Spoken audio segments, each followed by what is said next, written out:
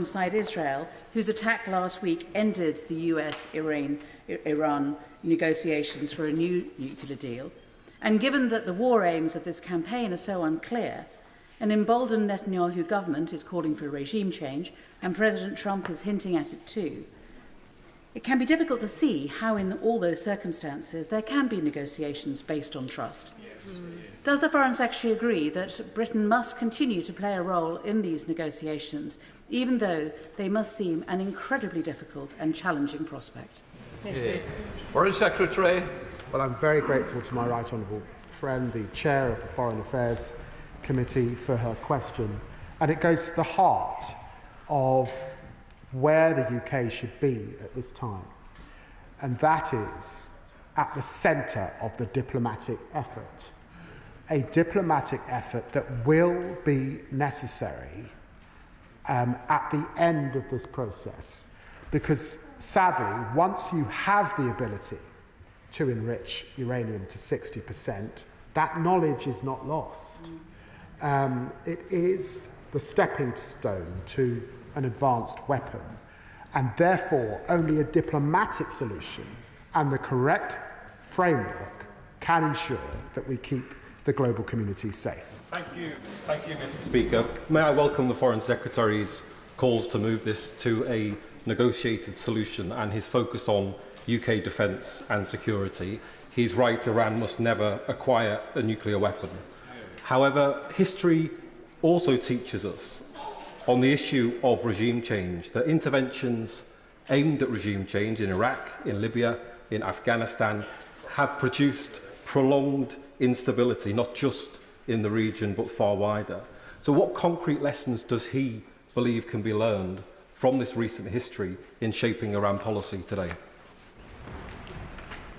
I'm grateful to the honourable gentleman, but he'll forgive me. I'm not going to enter into a history lesson from the dispatch box, except to remind him that on Sunday I achieved 25 years as an elected parliamentarian, and during the course of that period, of course, there has been debates about regime change. But I also remind him that the US has been clear that their attention is to target the nuclear threat, and we should keep that in mind. I agree with much of what the Foreign Secretary has to say, but I do have to ask him, how many times must a terrorist-funding, fanatical regime threaten to wipe another country from the face of the earth before a government advised by Lord Hermer of Chagos acknowledges that military action to delay and degrade its nuclear weapons program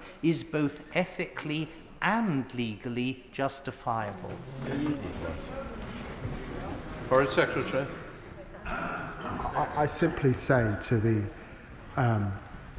right honourable gentleman, and I say this with all respect, there is a convention in our country about the very important role that Attorney Generals play in our government, able to give government advice when asked for. It happens under all governments, and I don't really recognise the caricature that I've heard or some of the reports. And I want to make it crystal clear, we were not involved in this action, and therefore, really, some of what's being said is wholly beyond the pale. Abdusam Mohammed. Mr. Speaker, many of my constituents have contacted me over the weekend, fearful of the fallout of US intervention in Iran. They know, and we know, that wars do not make the world a safer place, but much more dangerous. Their concerns are not unwarranted. In 2002, Netanyahu offered a guarantee that regime change in Iraq would bring enormous positive reverberations to the region. But we now know that there was no imminent threat, and there were no evidence of weapons. The scale of the disaster, not just in Iraq but across the region, was so profound that the Chilcot inquiry insisted any future military intervention must be met with rigorous scrutiny. Does the Foreign Secretary accept this scrutiny, and will he again provide reassurance to the House that we will not enter an endless war fuelled by provocative, reckless provocateurs? Foreign Secretary. I'm very grateful to my honourable friend, and just to say to her, I was in the House during that period in which Chilcot was making his work, and of course I'd want to reassure her that our government, and I hope all future governments here in the UK, have learnt from its findings. Thank you, Mr. Speaker. For a lot of people watching and worrying over the weekend, they'll have seen many of the hallmarks of Iraq. Yet, despite that, the Foreign Secretary can't tell us whether he believes these strikes were the right thing to do or not. The Foreign Secretary can't tell us whether he believes that these strikes were legal or not. And the Foreign Secretary has failed today to outline whether this House would be given a vote on any potential military action in this conflict. Is he purposely treating the public as fools? Foreign Secretary.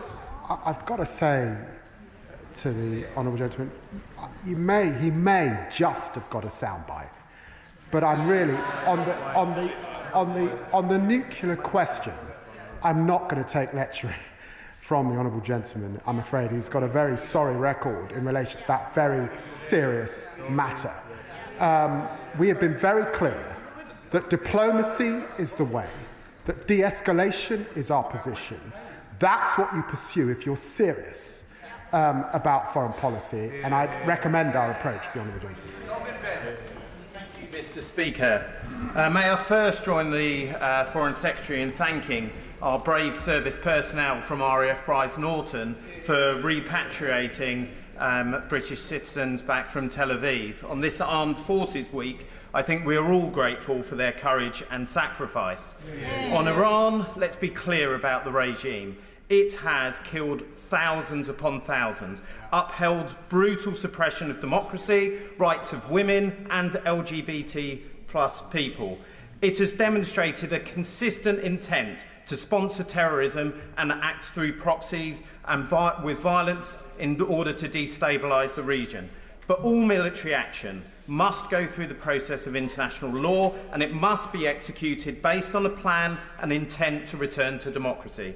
Does my right honourable friend agree with me that we must do what we can to support de-escalation as soon as possible?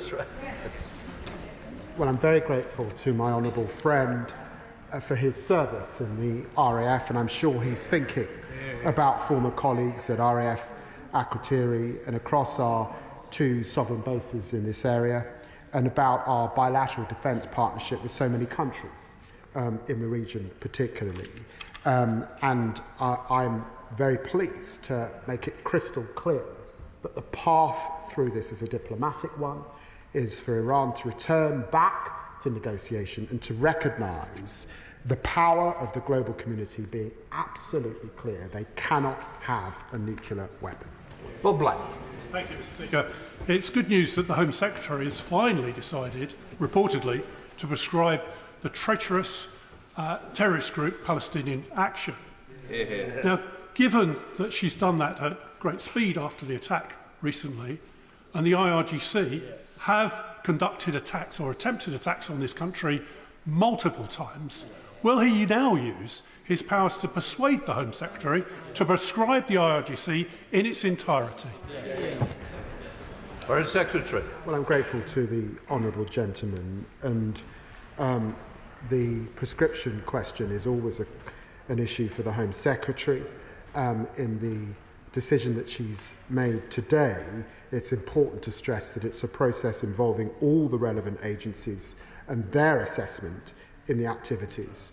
But I have to say the attack on RAF bases is disgraceful and totally unacceptable, and the force of the law must bear down on it. She keeps prescription under review. I know it's a long-standing issue that the honourable gentleman has raised. Thank you, Mr. Speaker.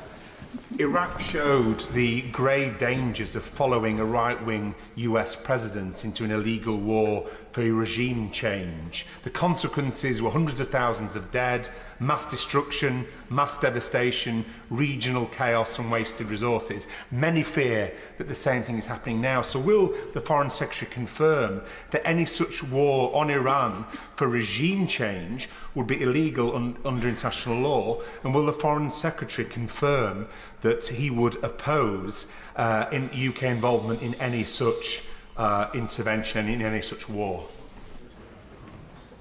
Foreign Secretary. Confident in my engagement with the United States and the discussions that I've had, including those in the White House last week, that this is not about regime change.